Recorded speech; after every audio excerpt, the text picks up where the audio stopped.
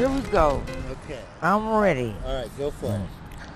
20 years after I stopped using drugs, I realized that I was Hep C positive. When my doctor told me, I didn't realize what it meant. Eventually, I read a few pamphlets here and there.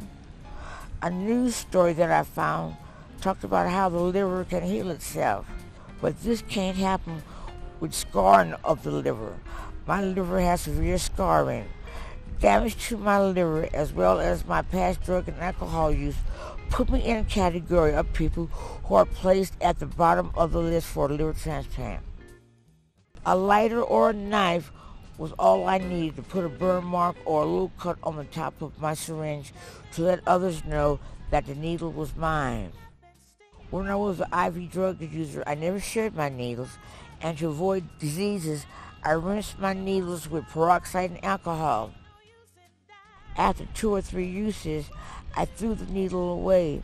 Even though I was careful, I still got Hep C.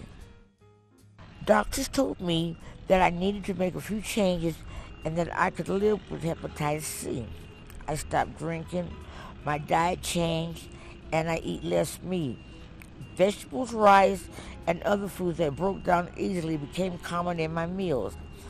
I had no idea that some foods broke down easier than others.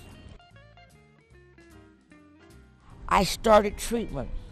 I was worried about it because I was an IV drug user for 19 years, and I was afraid that the injection of the medication might cause a relapse into drug use. Thankfully, no relapse happened. Now my numbers are good.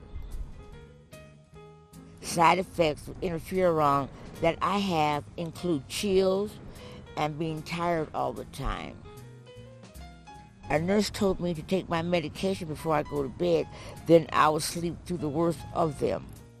I'm careful. When I get a cut on my hand, I put on a Band-Aid and a rubber glove to prevent anyone in my family from getting sick.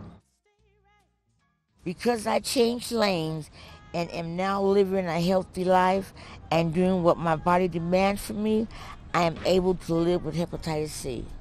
What's the use of jiving?